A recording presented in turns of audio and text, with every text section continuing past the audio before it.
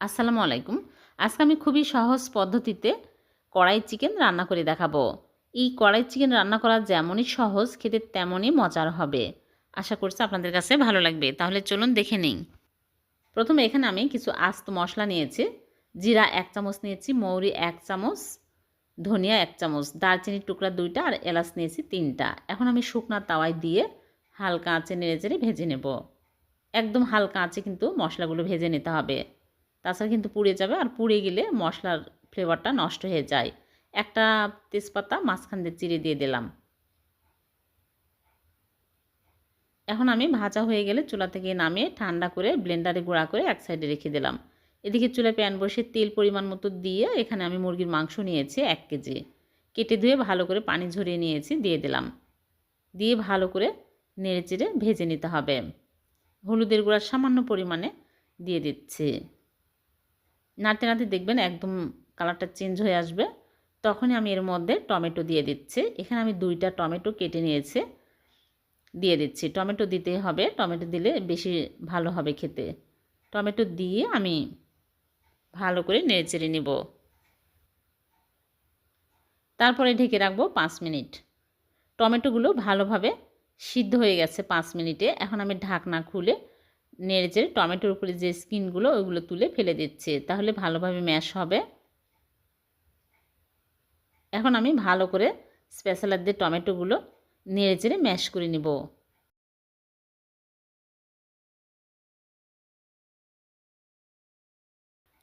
আর এখানে কোনো রকমের পানি দেওয়া যাবে না।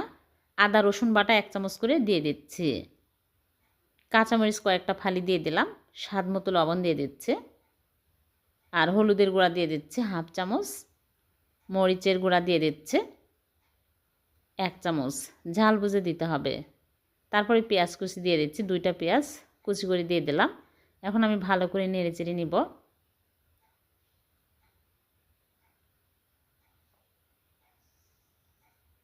তারপরে দিয়ে দিচ্ছি যে ভেজে রেখেছিলাম মশলা, ওই মশলাগুলো সব দিয়ে দিলাম।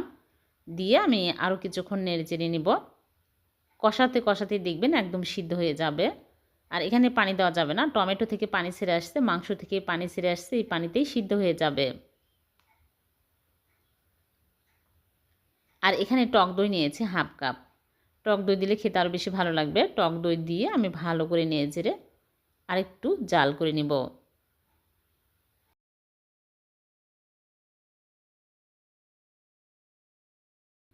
অনেক সুন্দর কালার আসছে। এখন আমি ঢেকে রেখে দিচ্ছি আরও 5 মিনিট।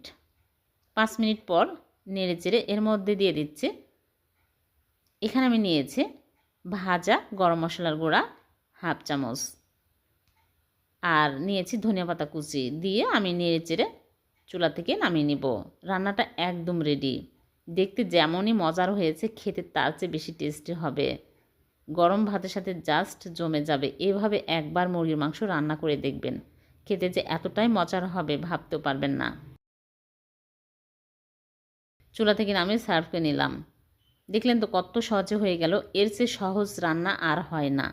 এত সহজ আর এতই মজার হয়। খুবই টেস্টি হয়েছে। আর ভিডিওটি ভালো লাগলে লাইক কমেন্ট শেয়ার করতে ভুলবেন না। আপনাদের একটা লাইক কমেন্ট আমাকে অনুপ্রাণিত করে। আবারও দেখা হবে এরকম নতুন কোনো রেসিপিতে। আল্লাহ হাফেজ।